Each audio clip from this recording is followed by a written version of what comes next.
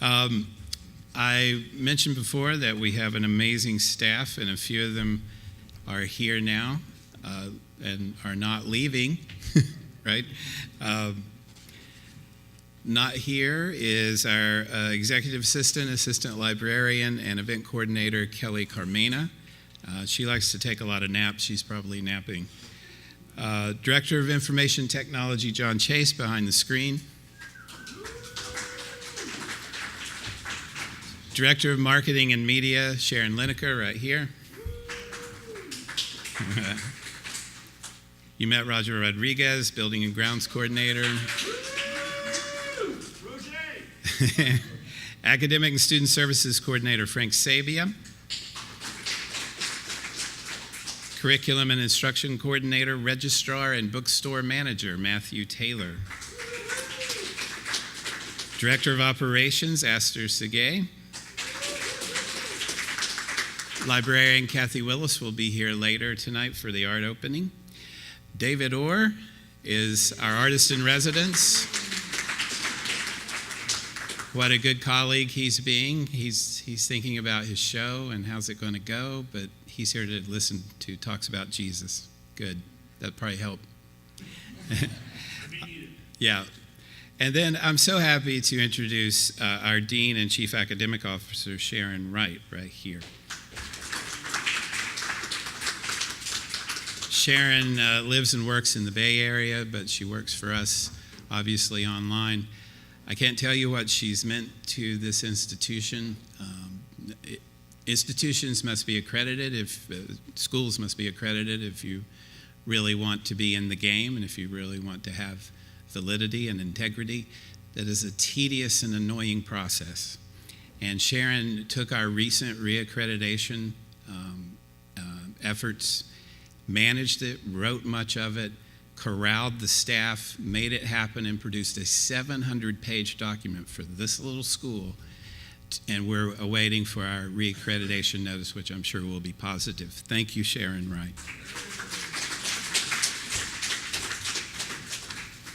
All right.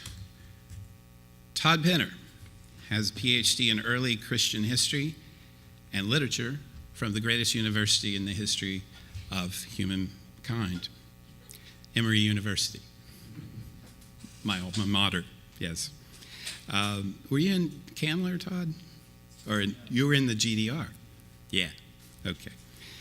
He has been a student of religion for most of his life, has taught it for the past 25 years, and has published extensively on religion, both the ancient and modern worlds.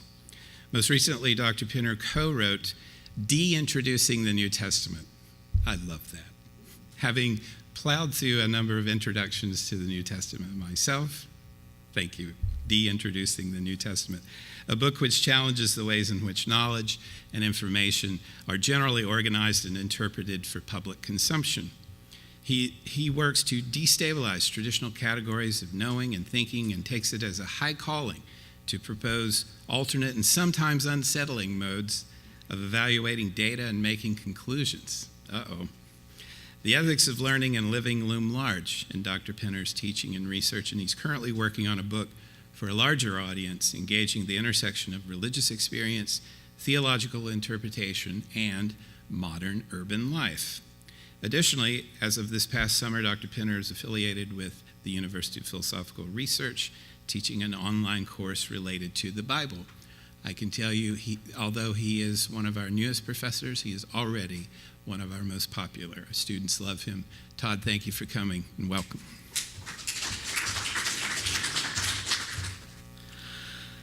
Hi.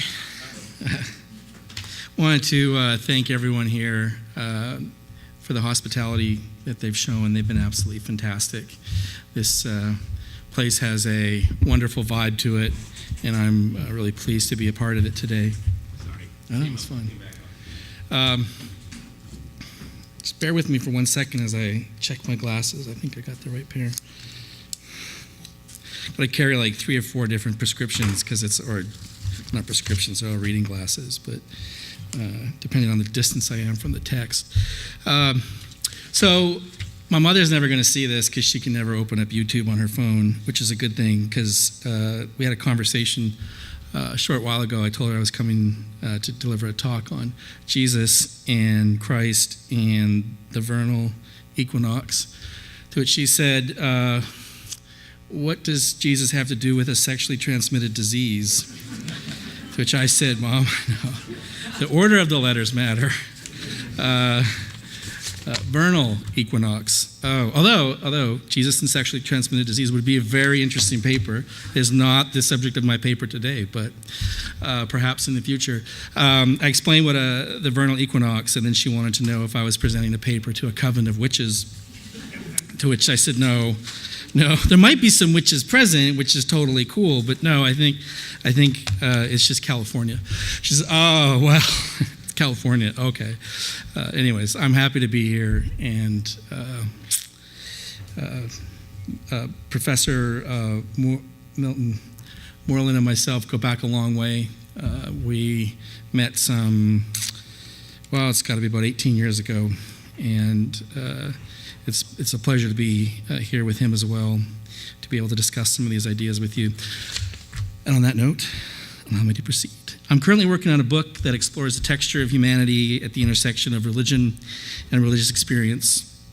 I've become increasingly drawn to the dilemma that I think many people face. It's not just that people can't find a place to be at home in mainstream religious traditions. It's that religion itself often doesn't seem to sit well with their expressions of their own human natures.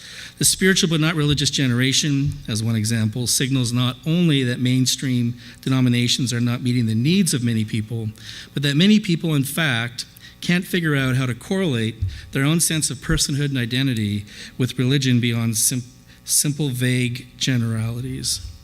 Religious language and vocabulary have always inclined towards lifting people up, making them want to be better individuals, helping them aspire to something lofty and higher-minded.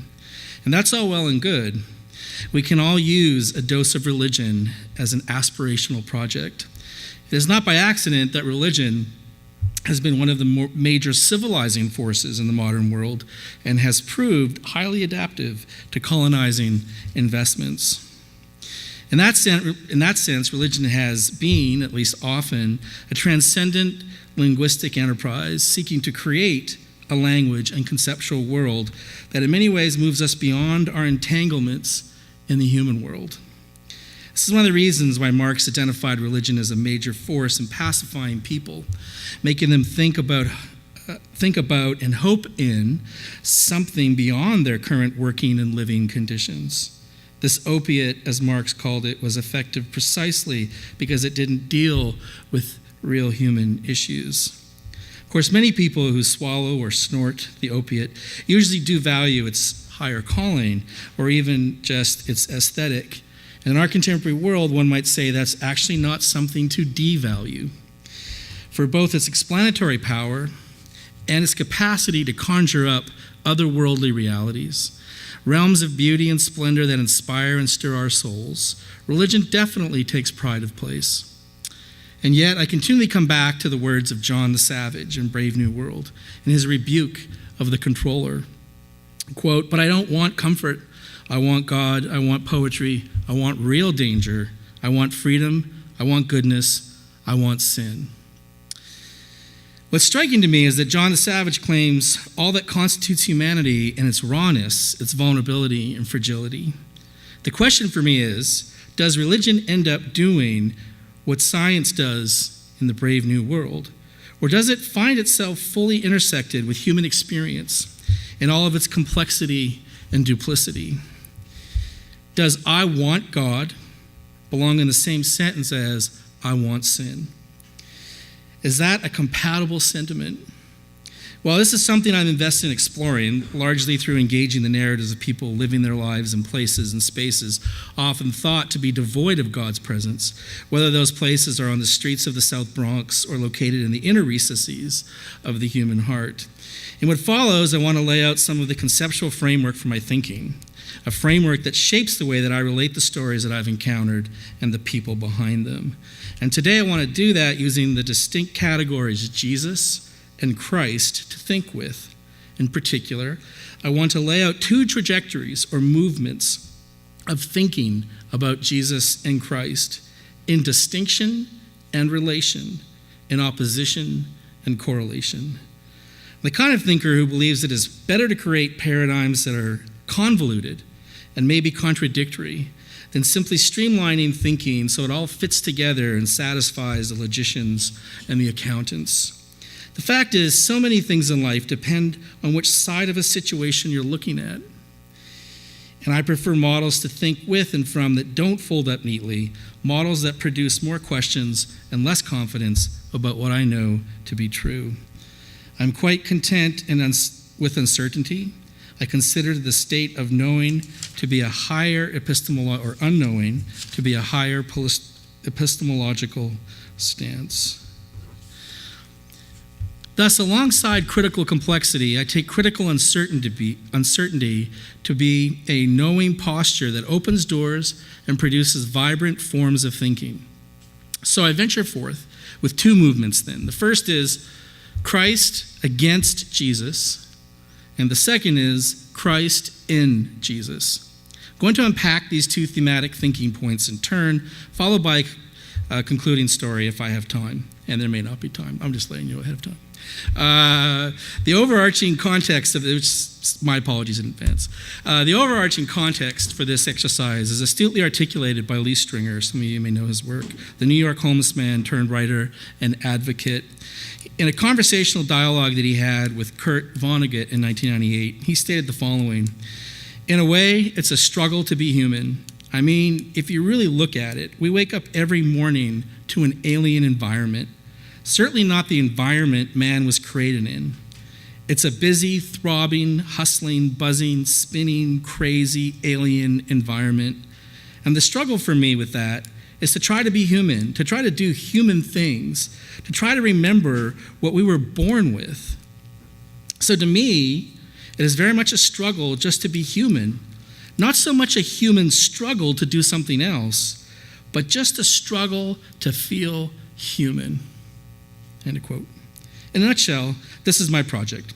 And to be sure, that project also includes, of necessity, equal attention to people's lack of awareness of their own desensitization to and their complicity in a state of unnatural humanness.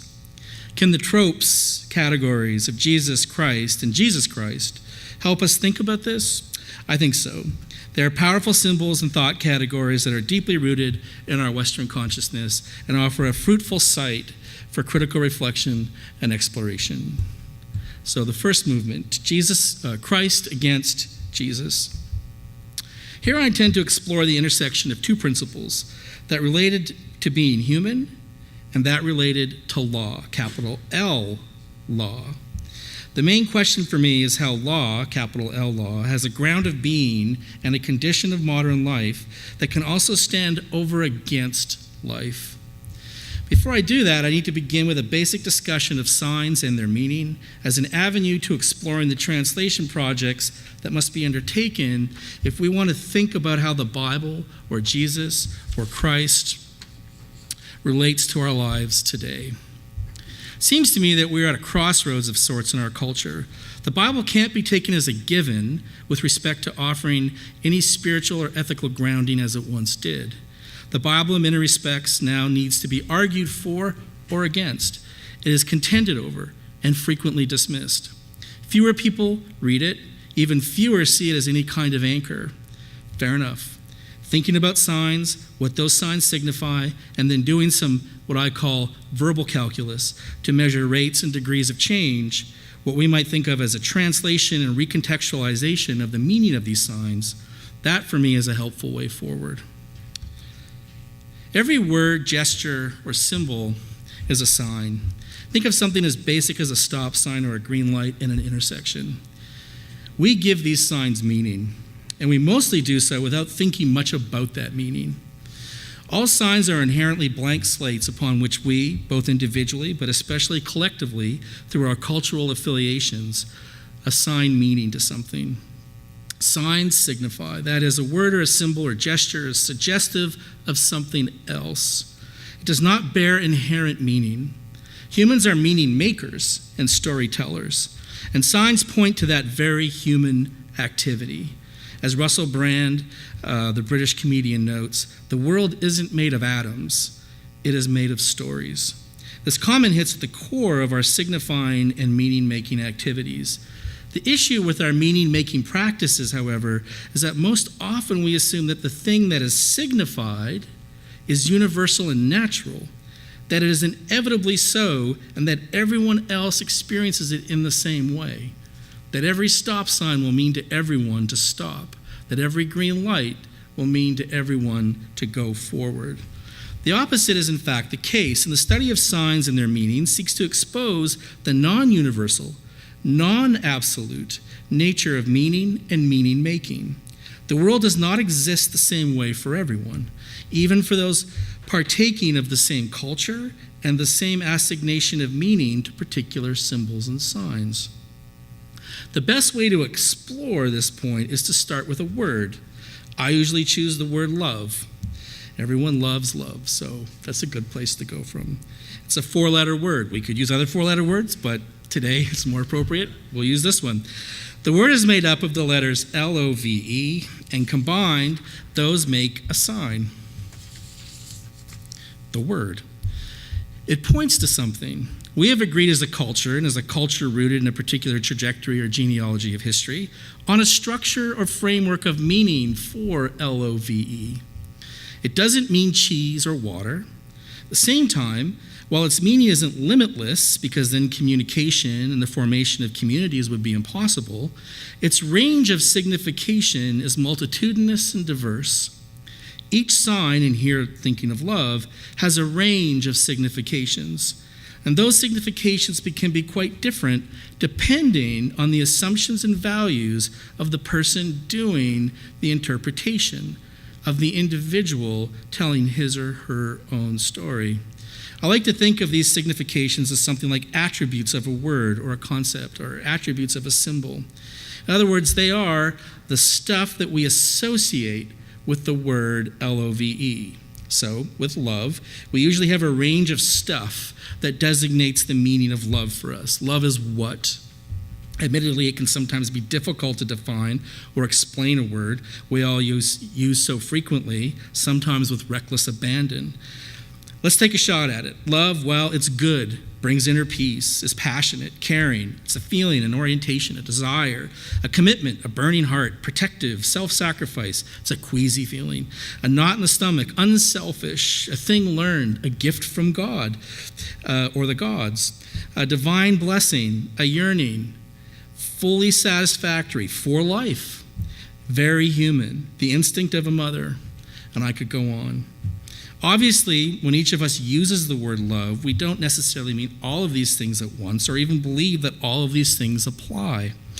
These are just things that come to mind as the possible attributes of love, things that L-O-V-E could possibly, for us in this time and culture, mean. I won't say that the list is endless, but if we take into account all the attributes that everyone who knows and uses the word love could name, well, the list would be very long indeed. So in short, the four letters L-O-V-E form the word love, which signifies a whole range of meanings for us, some of which we share and some of which are more individualistic in nature. Also, let's be clear, in all of those meanings, they're more or less positive characteristics. We should bear in mind that love isn't always viewed positively by people. Nietzsche, the 18th century German philosopher and cultural critic, understood L-O-V-E to be an illusion, a delusional belief of humans to make them think that they were more than just animals. He mocked the ability of people to delude themselves with categories such as these. Obviously, Nietzsche would have had love signify something entirely different from the above attributes that I listed. He would have said love signifies the following: illusion, madness, arrogance, stupidity, a Herden Mensch mentality, lower order thinking, the value of slaves. And he would have gone on. If you've read Nietzsche, you know. Thus, the range of signification can shift dramatically depending on one's orientation to the word And this shift is critical, since it exposes and therefore allows us to examine the deeper cultural associations of signs and evidences how political and social and economic power is often subtly communicated through signs and symbols without our explicit awareness. Love is a Subaru is a spot-on slogan and a brilliant marketing campaign for a car. It is also soul-killing, humanity-denying, and socially corrupting proposition. That we as a society don't react to that slogan in terms of its latter qualities says much about how deeply entrenched we are in modes of consciousness and implicit meaning-making that are hidden from us by an overlay of zombie-like engagement with our world. Moving beyond this methodological setup, then, it is now imperative to acknowledge that when we look at ancient texts like the Bible, we have to bear in mind that the signs signified different things for them than they do for us. In other words, it does us little good to simply map our meaning-making and storytelling arrangements onto the text, since the text has a completely different alignment, and one of the things that we want to understand is how people in the past aligned their meaning in distinction from us. There really is no point to reading the material if we aren't mindful of that goal. And why? Well, if the goal is simply to learn more about our meaning-making configurations, then we could more easily and more productively accomplish that with texts from our current time period, texts that are more relatively reflective of or correlative to our own meaning-making systems. One important reason to read a text like the Bible, then, is to provide something different and other in terms of meaning-making so that we can learn more about our own implicit meaning-making practices. As Goethe said with respect to language, if you know one, you know none. Friedrich Max Müller, the famous scholar of religion, said something similar about religion. Well, he stole it from Goethe. He said, if you know only one religion, you don't know religion. You only truly understand your own language or religion by engaging another. It is encountering and confronting difference, otherness, and strangeness that gets us to see the full contours of our own system, and most importantly, to reveal our own system's obscured values and masked logics. Just think of when you learned another language. Most of you in this room probably have. Sure, I studied English grammar in school. However, it was only when I learned German, Greek, and Latin in college and beyond that I fully came to understand English. Well, fully is a little overblown there. Came better to understand English.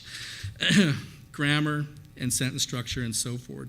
So when I actually internalized it and how it worked and how it made meaning. And why? Because learning German, for example, made me more aware of subjects, objects, prepositions, and the like, and their role, use, and importance in English. You are forced to see your own thing more clearly when you see it in the context of something that is different, a system of meaning that is alien to you. So, Jesus and Christ, and how I think these categories of meaning from the symbolic world of early Christians is relevant for thinking about our world today. First, Jesus. Unfortunately, this is going to be concise, but perhaps we can explore some of these issues further in conversation after. One thing that has struck me repeatedly as a reader and student of the New Testament is the manner in which Jesus is portrayed as human. And I think Professor Moreland has explored some of that in terms of the wisdom traditions in early Christianity. And Jesus is portrayed as human and in the full range of what we might think of that term human. I think that's the important part here. It's the full range of it that's critical. It's striking to me that while the Gospels are often noted, for diversity and even contradiction in their portrayal of Jesus, they unanimously agree on at least this one point. Jesus is a human being in a time and place, and subject to all vagaries of human existence, the feelings and emotions that accompany boundaried life, and the variant forces operative on an individual and a community. The New Testament goes a long way to secure this imaging of Jesus. perhaps most profoundly in Paul's description of Jesus, not Christ, but Jesus, in Galatians, where he states unequivocally that Jesus is born of a woman, that he is brought into this life the way we all are, and therefore conditioned by it in the same way. The second term, Christ, in early Christian conceptual framing, appears differently. It does not seem to signify for early Christians humanity, but rather something cosmic and transcendent, something supra, if not superhuman. If Jesus is a contingent human existence, Christ is non-contingent and universal. Here I think it's helpful to conceptualize Christ as law, capital L. Not law as in the laws of Moses or the laws of people, but rather law is in the cosmic ordering principle.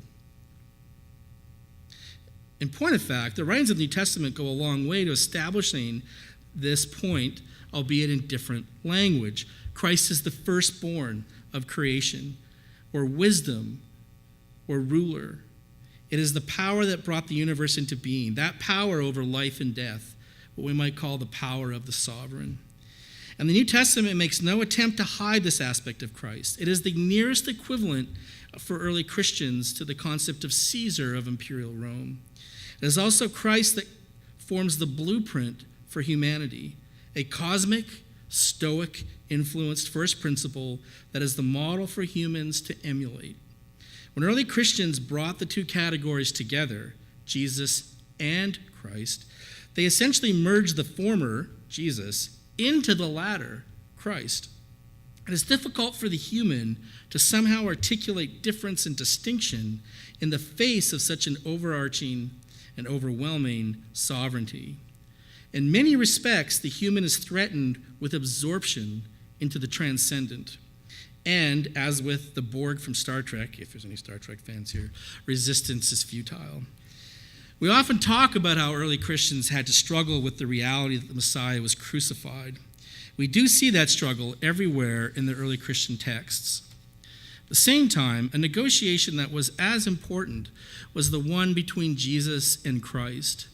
I've become more persuaded as of late by ideas that I once argued against quite strongly, that the Jesus concept and the Christ concept represent differing significations based on having arisen in different mediums and in alternative contexts in the ancient world, although not necessarily as an evolution from one to the other. The New Testament evidences something of an attempt, at times smoothly, at other times awkwardly, to harmonize these two concepts, Jesus and Christ. And the history of early Christian Christological controversies demonstrates how difficult that harmonization and resolution was. When we think of our modern context and the utilization of the terms Jesus and Christ, we need to bear in mind that, quite frequently at least, our system of meaning-making gives these terms a different signification. I don't have time to explore that at greater length now, other than to say this. Looking for Jesus and Christ today, if we intend to seek out those principles as understood by early Christians, requires us to take a "where's Waldo" approach. In other words, we need to do the real work of finding the corollaries to those ancient concepts if we intend to have a meaningful conversation with the early Christians on this score. Just because we use the same words doesn't suggest we mean the same thing. For the moment, let me simply say this with respect to the term Christ. Christ as a category and concept rests in those elements in our culture and society bearing the import of the cosmic life-ordering principles, those that configure life around law, those that seek us to emulate the blueprint provided. In this way, political and social institutions are invariably empowered, authorized, and legitimated, let me even say sanctified, in our world every time the sign Christ appears in the New Testament with its particular range of significations that closely align those with the concepts of cosmic law and order. The Greeks often get the most credit for the origins of the Western conception of law, But in fact, I think at least that the Bible may have played an even more formative role, at least at the structural level. The biblical concept of Christ over time morphs into the concept of monarchical authority in the West. In other words, as the original power of the sign Christ as a law that stands over and against the claims of imperial Rome wanes, it transfers its naturalized legislative authority and power to the king. So the Christ of the early Christians actually lives on in our evolving Western world, but not in the continued use of the sign Christ as a designator of religious language. Rather, it lives on through the sign king or sovereign. And from there, the concept continues on to manifest itself in the sign secular nation state, which replaces king. The secularizing trajectory of the modern world necessitates this transfer, moving fully into a non-religious, non-theological entities such as the state. I'm not a big fan of the Hegelian dialectic, but here is a good heuristic framing device of these issues. Hegel's universal world spirit makes its way through time and space, shifting and morphing in a dialectical manner through thesis and antithesis until it finally manifests itself in the nation state. And Hegel understood well how Christ in the Bible could become law in the state. We don't need Hegel, though, to understand how this works. So part of the problem, then, is that when we see Christ in the Bible, we think of our sign Christ. But upon closer analysis, it may prove to be the case that Christ in the Bible has actually evolved into a different concept or symbol or sign in our present, one that is unrecognizable if we are only looking at surface relations and not willing to do the translation work. Hence, we might be looking for the early Christian Christ in the wrong place. Indeed, it may well be the case that the contemporary equivalent to the ancient Christians is not found among modern-day religious folks, but rather scientists, those purveyors of the ultimate law in our culture, which is science. Nietzsche long ago made the argument in The Antichrist that just as theologians transfer consistency and coherence onto the sign God, so also scientists transfer consistency and coherence onto the sign nature.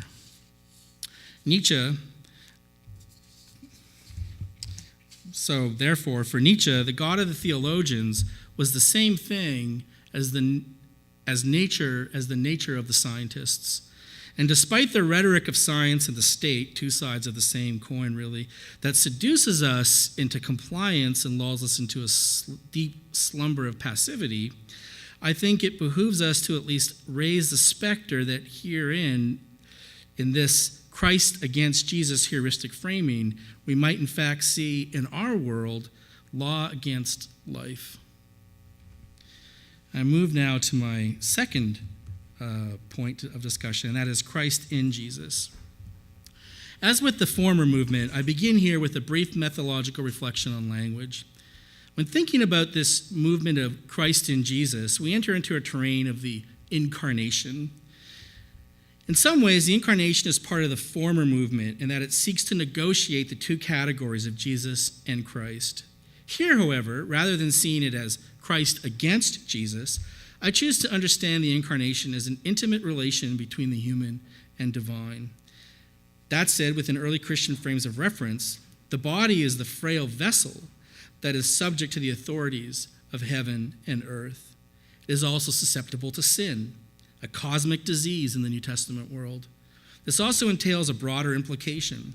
This corrupt nature of humanity and corrupted corporal nature carries over into the language and the conceptual categories we employ to describe and understand it. Those categories are similarly corrupt, distorted, perverted, and malformed. Frederick Jameson notes that language is a prison house. It creates a boundaried communicative environment.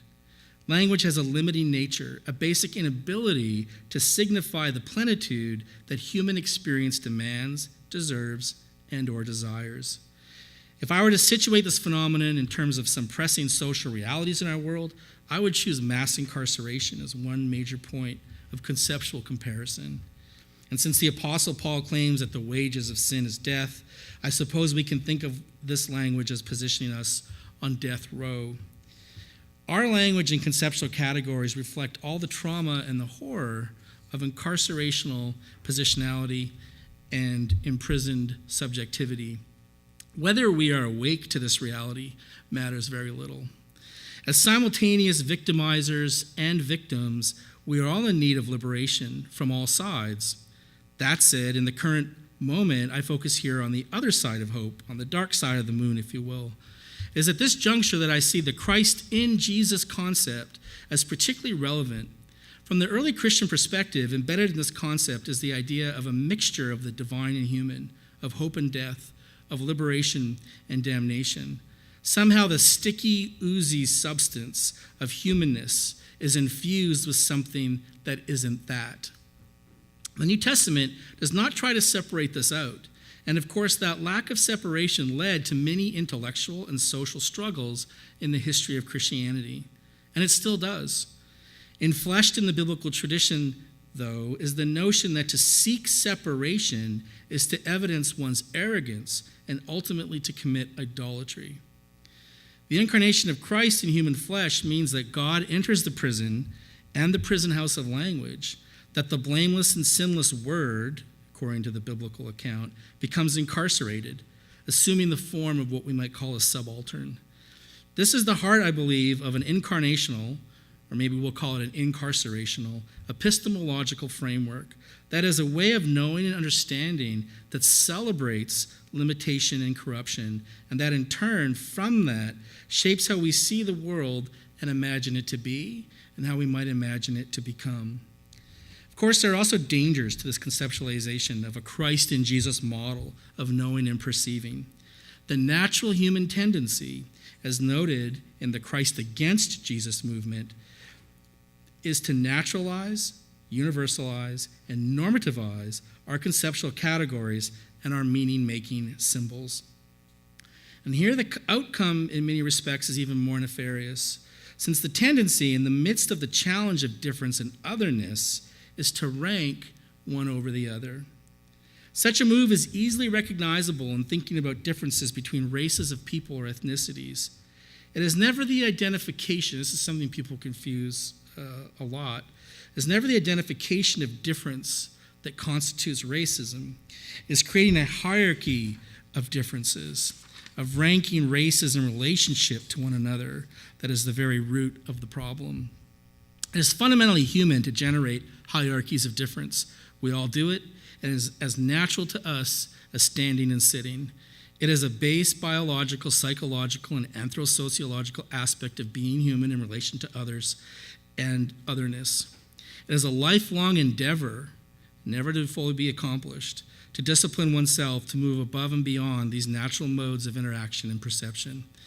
And to be sure, part of living an ethical existence in this world does involve evaluating and even ranking certain systems over others. The issue is not, it seems to me, that we don't make that second move, but that we are mindful that the second move should only come after we have sat and listened at length and with empathy to the thing that stands outside of us, that is different and other, that is challenging to our own ways of being and knowing.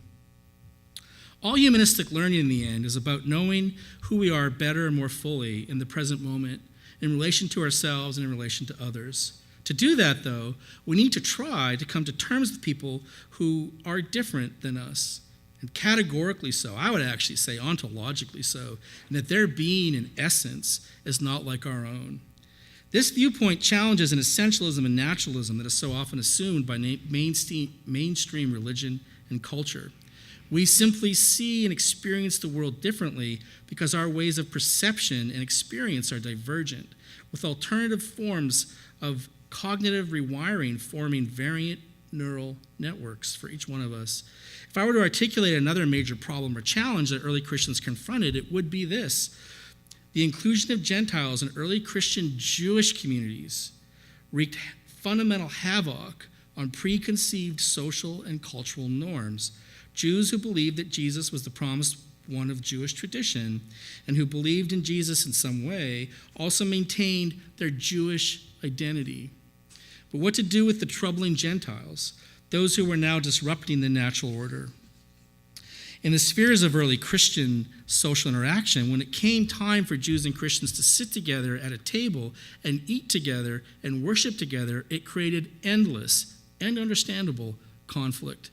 In principle, then, when the Apostle Paul asked early Christians to do what he asked them to do was to sit down with their respective enemies. To make this as relevant as possible to us, functionally, Paul asked the most liberal, pro-rights, women, immigrant race, advocates, diehard Clinton Sanders supporters to sit down, eat, and find common ground with white nationalists and Trump supporters. I like that. That's when the hum left the room. That's great. He insisted that both sides needed to work out their differences and they needed to see each other as family. Paul also understood that it wouldn't be easy, that there would be tremendous fallout and complications as a result. He also did not expect everyone to agree on everything. How many people in our society would have that capacity to sit down with their political and social enemy, to listen to her or him, to have empathy with her or him, and to seek common ground? Exactly. If you're imagining yourself in this situation, you get a sense of what the early Christians were asked to do. And this explains in part the truly radical nature of Paul's vision of Christ-centered, or of Christ and Jesus-centered faithfulness. It is easy, painless, and now almost second nature to love the social outcast, to love the social outcast who we construct as acceptable within at least a liberal framework of fellowship. That is the poor, the hungry, the homeless, the racially and ethnically ostracized. It is relentlessly painful and soul-crushing to reach out and seek to understand a vision of the world we find reprehensible and accept that person holding that view on their own terms and in their own words. I would add that one of my ethical commitments is to understand that person and his or her ideas, who is fundamentally different than myself. And sometimes these ideas are objectionable or abhorrent by my standards. Still, I learn more about the world and myself through that manner of engagement. Additionally, it is also one of the first principles of the biblical ethic of hospitality, the welcoming of the stranger and the strange, and the practice of never being at home in one's own home, which is a statement from Theodore Adorno, which he considers the highest form of morality. So this Christ in Jesus concept, then, is many things, as one would expect with such a rich and platitudinous category of thinking. Ultimately, albeit in a different way than the earlier category of Christ against Jesus, it involves a project of translation. Translation is a form of reconciliation, both with ourselves and others. And just as translating an ancient text into the lingua franca of our time takes precision and serious reflection, so translating our experiences in terms of the past and also with respect to others in the present requires equal care and thought. Many poets and mystics seek to transcend the limitations and finitudes of language and experience. The model I'm advocating here suggests that our limitations and finitudes are not the problem, and that the goal should be to recognize difference without hierarchy, without trying to dissolve the other into ourselves. The Christ in Jesus model, itself an essential component of the early Christian imagination and myth-making practice, represents a wonderfully useful heuristic for thinking about our own thinking and being precisely because it doesn't collapse difference, but neither does it seek to rank one principle over the other. I have found the Bible to be a comforting resource in this respect, and is a classic text precisely because it offers such a compellingly complex vision of humanity. I suppose what brought me back to faith in the Bible was its flawed and fundamental humanity, was the sense that even God, since God is only imagined in the text by people, that God was flawed, intractably human in the end. The early Christian story of Jesus is very clear. Jesus is fully human, the divine enfleshes itself. People have run from that implication for most of Christian history, and they still do. If Jesus is human, then he's human in all the ways we are human, the high points and the low points, unless you want to say being human is only all the good stuff. Well, good luck with that. The earliest church theologians had a common belief that they repeated in a variety of formulations. It went like this: God became human so that humans might become God. That has always resonated with me. Whatever else the Bible is, it is a map of humanity, and it claims that this humanity in all of its intricacy is also the divinity in all of its complexity. To be sure, difference exists even between these categories, between Christ and Jesus, between divinity and humanity. But it is difference without rank, and more fundamentally, it is difference that mutually enriches the individuality of the other amidst their interchangeability. I conclude by coming back to a basic theme that combines both movements I've outlined in this paper. The movements of Christ against Jesus and Christ in Jesus have a common thread that unites them, and that is the recurring use of translation as a guiding principle. Translation is one of the higher order ethical tasks that is essential for human communication and social cohesion. It's also a means of re-envisaging the world in which we live. Steven Pinker's latest book, Enlightenment Now, makes the case that the world is getting better, and he produces mountains of evidence to make that case. In Pinker's own estimation, only a Nietzschean-influenced leftist would take him to task and disagree. Well, I do think he's wrong. He's wrong precisely because he fails to do the work of translation, and he fails to imagine that violence may look different, that social and even physical death can't be quantified by how many bodies are on a battlefield or struck down by lightning. The swords were made into plowshares only so that plowshares could become new instruments of trauma inducement. The human imagination has great capacity for sustaining and nurturing systems of violence in ever more creative and seemingly non-violent ways. The word seeming is key here. We have become inoculated to the violence. I do believe this is not the end of it, though.